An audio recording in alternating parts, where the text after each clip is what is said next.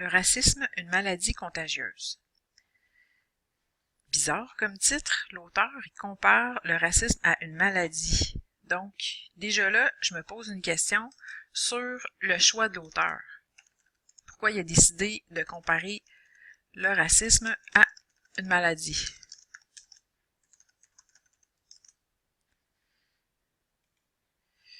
Donc, avant de commencer à lire, je vais regarder quand même tout ce qu'il y a autour du texte. Alors ici, c'est marqué « Enquête »,« Intro ». Donc, ça doit être un texte qui commence à nous parler qui nous brosse un portrait d'ensemble peut-être du racisme. Je vais aller voir plus loin. Ah! C'était marqué tout à l'heure enquête. Là, on a Noémie, Louise, Gabriel. On a des noms de personnes probablement qui ont fait une enquête auprès de ces gens-là. Ils leur ont probablement posé des questions sur le racisme. Ah! Ici, c'est intéressant. Une bande dessinée, je vais aller lire. Comment peut-on être noir? Ah, ça c'est comme un dessin de raciste. Comment peut-on être blanc? Ben, c'est vrai, ça dépend du point de vue, hein. Comment peut-on être arabe? Comment peut-on être juif? Donc ici, c'est comme si on avait fait un dessin de toutes sortes de racistes. Puis ici, le personnage qui est ici, elle prend plus de place, c'est comme plus avancé aussi que les autres. Qu'est-ce qu'elle dit? Comment peut-on être raciste? Ah! C'est comme si elle apporte un jugement sur tous ceux qui jugent les autres. Donc, ici, moi, ça me donne l'impression que l'auteur est contre le racisme. Puis, auteur contre le... Puis sans même avoir lu le texte, ben, je fais cette prédiction-là. J'ai vraiment cette impression-là. Donc, ben, je vais commencer à lire mon texte. Premièrement, je vais peut-être avoir une réponse à ma question, hein, du choix du titre, puis de la comparaison, puis aussi ben, voir si ma prédiction est bonne. Donc, raciste, moi, jamais. Pourtant, sans même s'en rendre compte, beaucoup rejettent ceux qui semblent différents. Voici quelques clés pour combattre ce mal si facile à attraper. Ah! Donc, ici, c'est quand même intéressant parce que j'ai l'impression que j'ai déjà une réponse à ma question. Ce mal, si facile à attraper. Donc, si on compare le racisme à un mal facile à attraper, ça veut dire que c'est comme une maladie, parce qu'une maladie, c'est facile à attraper. On peut être contaminé par la personne malade, comme on peut être contaminé par quelqu'un qui est raciste. Donc, pour moi, ici, j'ai une réponse déjà à ma question. Puis, si je relis ça, voici quelques clés pour combattre ce mal.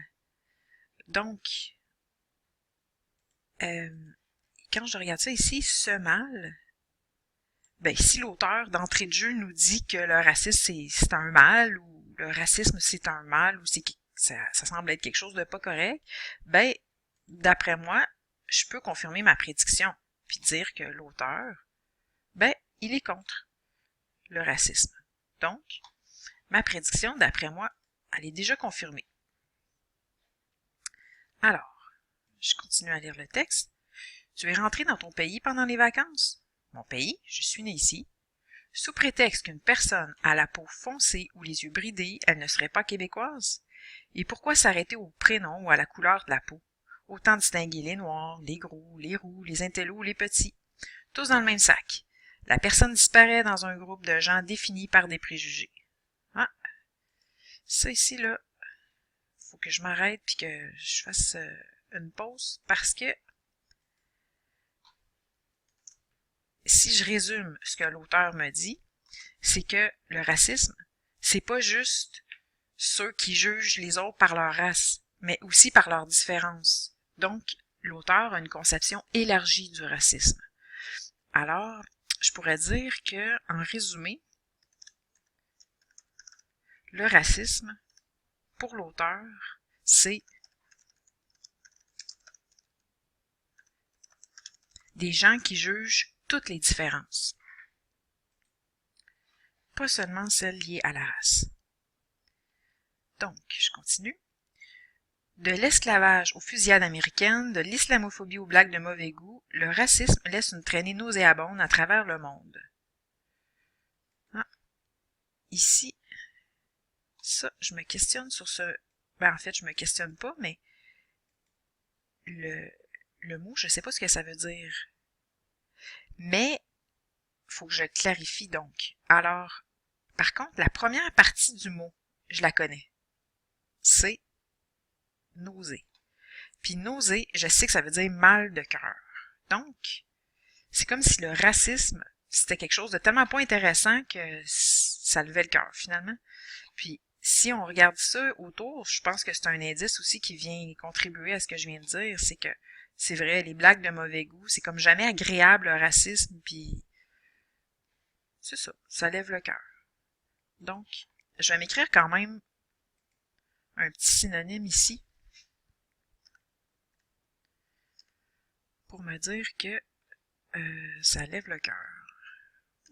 C'est comme mal de cœur, nauséabond. Puis je vais marquer, dans le fond, c'est provoqué par le racisme.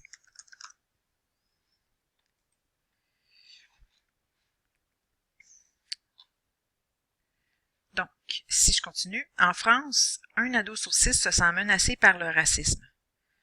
Le plus répandu reste le racisme ordinaire. Ces petites remarques qui se veulent légères ou drôles, mais qui blessent en profondeur. Suite aux attentats de Charlie Hebdo, la lutte contre le racisme et l'antisémitisme est déclarée grande cause nationale en France en 2015. Rencontrer l'autre, se débarrasser des clichés ou chasser la peur de l'inconnu sont autant de moyens pour lutter contre le racisme. Des ados s'y attellent avec enthousiasme, humour et talent, pourquoi pas vous?